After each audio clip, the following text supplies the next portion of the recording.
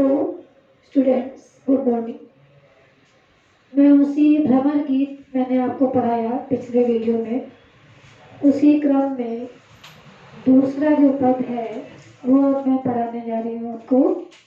तो दूसरा पद इस प्रकार है, ऊर्ध्व जोग जोग हम नाही। ऊर्ध्व मथुरा से गोपियों को निर्गुण ब्रह्म का ज्ञान देने के लिए आते हैं और उनसे ब्रह्म ज्ञान के सार तत्व को समझाने का प्रयास करते हैं। तब जो गोपियां हैं बड़ी कुशलता से उद्धव को उत्तर देते हुए कहती हैं, मतलब उस ब्रह्म ज्ञान को समझने में अपनी असमर्थता प्रकट करती हैं और उद्धव से कहती हैं कि उद्धव जोग जोग हम नाही। हे उद्धव, तुम्हारे इस योग के योग्य हम नहीं हैं। योग माने योग साधना, दो बार योग जोग शब्द आया है। एक का अर्थ है योग साधना और दूसरे का अर्थ है योग का अर्थ है योग्य, मतलब काबिल नहीं है, इसके काबिल नहीं है, इसके योग्य नहीं है। तो इस प्रकार वो कहती हैं कि हे उद्धव, हम तुम्हारी योग साधना के योग्य नहीं हैं, अपनी असमर्थता प्रकट करती हैं। अगली लाइन, अबला सार ज्ञान कहाँ जाने। हम अबला स्त्रियां हैं, अबला नारियां हैं, और सार ज्ञान ब्रह्म ज्ञान जो तुम देने आए हो, उस ब्रह्म ज्ञान के सार को हम भला क्या जाने। हम तो अबला नारियां हैं। इस प्रकार अपनी असमर्थता को प्रकट कर रही हैं। यहाँ पे उद्धव से कहती हैं कि हम अबला हैं और तुम्हारे इस ब्रह्म ज्ञान जो तुम बता रहे हो, इसको हम क्या जाने, अर्थात हम इसको नहीं समझ पाते। कैसे ध्यान धराई। अब जो हमें समझ में ही नहीं आ रहा है उसका हम ध्यान कैसे धारण करें, अर्थात निर्गुण ब्रह्म का ध्यान हम कैसे धरें। तेई मुंदन नैन कहत हो।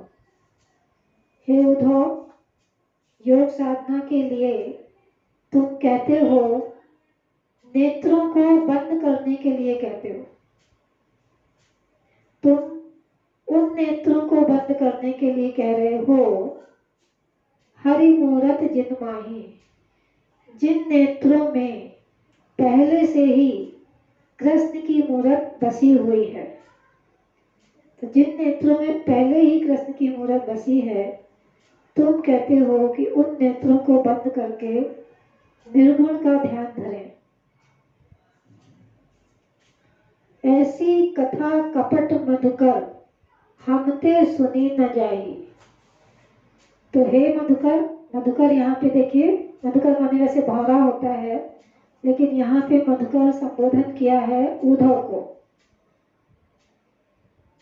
तो गोपियां कहती हैं कि हे उद्धव, तुम्हारी ये जो कथा है बड़ी कपटपूर्ण है, कपट से भरी हुई है। हमते सुनी न जाई, ये कपट से भरी हुई तुम्हारी जो कथा है वो हम लोगों से सुनी नहीं जा रही है, अगर हम उसे नहीं सुन पा रहे। श्रवण चीर सिर जटा बंधाओ। गोपियां उद्धव से कहती हैं कि योग साधना के लिए तुम विधि बताते हो कि हम अपने कानों को चीर लें और सिर पर जटा बांध लें, जैसे कि सन्यासी लोग बांधते हैं। ये दुख कौन समाई, ये तो तुम बहुत असंभव बात कर रहे हो हम स्त्रियों के लिए। इस तरह से हम स्त्रियों के लिए ऐसा वेश धारण करना मर्यादा के विरुद्ध है। तो ये दुख हम कैसे समाएं, ये दुख हम नहीं सह पा रहे हैं। चंदन तरियम भस्म बताओ। हे उद्धव, तुम कहते हो कि हम चंदन का त्याग कर दें और अपने शरीर पर, साधु सन्यासियों की भांति अपने शरीर पर, अंग पर भस्म लगा लें। विरह अनल अति दाही। तो हे उद्धव, इस तरह अगर हम अपने अंग पर भस्म लगा लेंगे तो उस भस्म से तो हमारे शरीर की तपन जो है और अधिक बढ़ जाएगी। हमारा शरीर तो पहले से ही विरह के कारण बहुत ही विरह की अग्नि में जल रहा है, और अगर हम तुम्हारे कहे अनुसार शरीर में भस्म लगा लेंगे तो हमारे शरीर की जो तपन है वो तो और अधिक बढ़ जाएगी। विरह अनल अति दाही, और उससे हमारी विरह की जो आग है वो और बढ़ जाएगी। जोगी भ्रमत जाहि लगी भूले। अब गोपियां उद्धव से कहती हैं कि ये जो योगी लोग हैं, ईश्वर को पाने के लिए जिस साधना के मार्ग पर भटकते रहते हैं, भ्रमत रहते हैं माने घूमते रहते हैं या भटकते रहते हैं।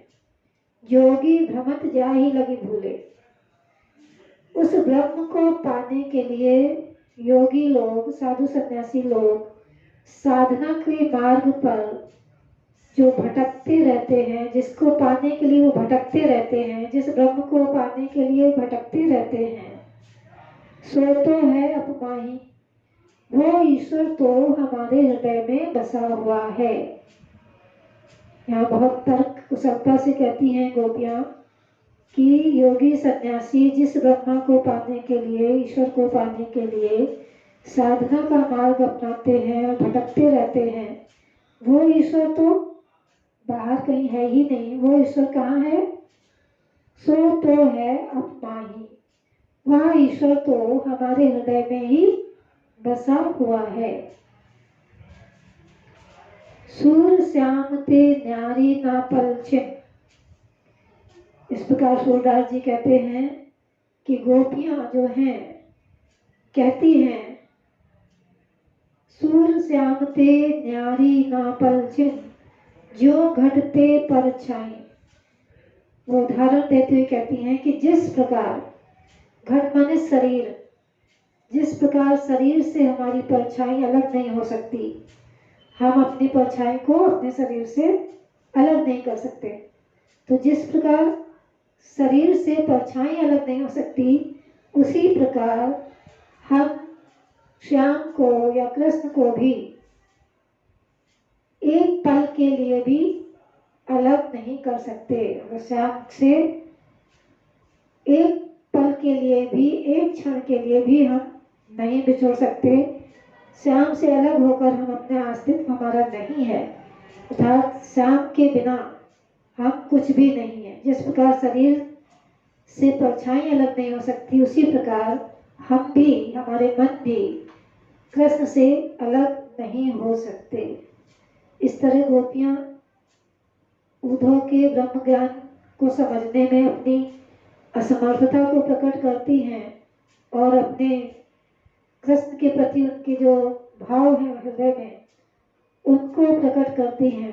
तो अनन्य भक्ति है गोपियों की कृष्ण के प्रति, और उसी अनन्य भक्ति का उन्होंने यहाँ पे वर्णन करते हुए उद्धव को इस तरह से उत्तर देती हैं कि हम तुम्हारे ब्रह्म ज्ञान को समझने में असमर्थ हैं, और जिस ब्रह्म को पाने के लिए तुम हमें योग का संदेश देने आए हो, वो ब्रह्म तो हमारे हृदय में ही बसे हुए हैं, उनको बाहर ढूंढने की आवश्यकता नहीं है।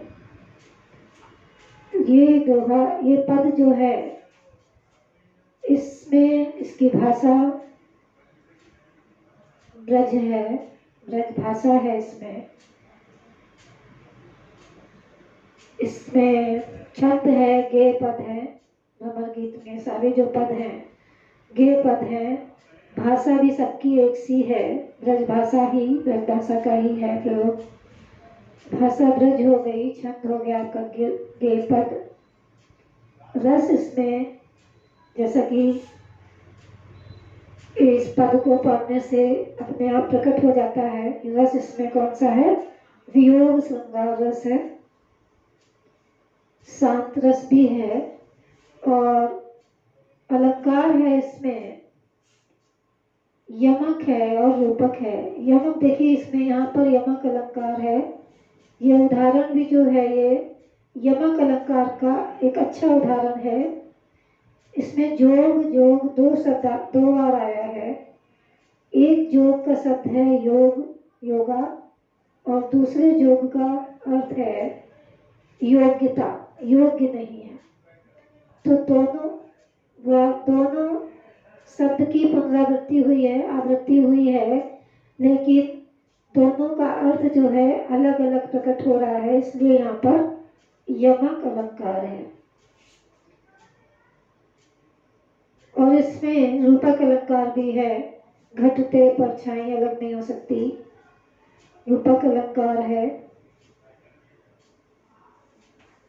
और अगर आप देखें कि इसका जो गुण है वो माधुर्य है, और शैली इसकी जो है वो मुक्तक शैली है। भ्रमर गीत का हर पद अपने आप में मुक्त है, अलग अलग हर पद में बात कही गई है, तो एक तरह से मुक्तक शैली है इसकी। और शब्द शक्ति अगर कह लें तो व्यंजना शब्द शक्ति है। व्यंजना मतलब किसी बात को खुलकर बताना, व्यंजना करना किसी बात की, तो व्यंजना शब्द शक्ति है। गुण है माधुर्य। शब्द शक्तियां होती 3 प्रकार की, अविधा, व्यंजना और गुण भी होते हैं।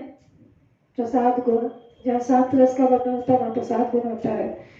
जहाँ सुंदर का वर्णन होता है वहाँ माधुरता होती है, माधुर्य गुण होता है।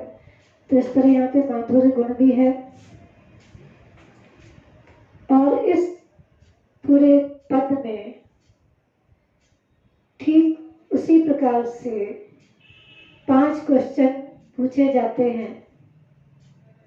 हर पद से क्वेश्चन पूछने का जो क्रम है वो वैसा ही रहता है। पहला इसमें प्रश्न हो जाएगा कि इस पद्यांश के पाठ और कवि का नाम। तो पाठ आप लिख देंगे भ्रमर गीत, और कवि के नाम में सूरदास हो जाएगा। प्रश्न नंबर 2, अगर ये लाइन को हम अंडरलाइन कर देते हैं तो प्रश्न नंबर 2 इससे बनेगा कि इसकी रेखांकित अंश की व्याख्या कीजिए। तो प्रश्न नंबर 2 इससे बन जाएगा। प्रश्न नंबर 3, अगर हम कहें कि गोपियां अंग में क्या लगाने की बात कह रही हैं, तो यहाँ से निकल आएगा क्वेश्चन आंसर कि गोपियां उधर से कहती हैं कि चंदन को त्याग कर अपने अंग में भस्म लगा लें की बात कह रही हैं। तो इस तरह से। और क्वेश्चन नंबर 5 हम यहाँ पे पूछ सकते हैं कि इसमें कौन सा रस है या कौन सा अलंकार और कौन सा अलंकार है, दोनों चीज पूछ सकते हैं। तो रस आपका वियोग श्रृंगार रस है, और अलंकार आपका यमक है यहाँ और रूपक है। इसके अलावा हम कोई कठिन शब्द भी पूछ सकते हैं। अगर इसमें सार ज्ञान का क्या अर्थ है, तो यहाँ के ब्रह्म ज्ञान का सार, ब्रह्म का ज्ञान, ब्रह्म के ज्ञान का सार तत्व। तो इस तरह किसी कठिन शब्द का अर्थ भी पूछा जा सकता है। श्रवण का क्या अर्थ है, मतलब इसका अर्थ है कान। तो कुछ कठिन शब्द अगर बीच में आते हैं तो उनका अर्थ भी क्वेश्चन में पूछ सकते हैं। तो इस प्रकार ये पद आपका पूर्ण होता है। धन्यवाद।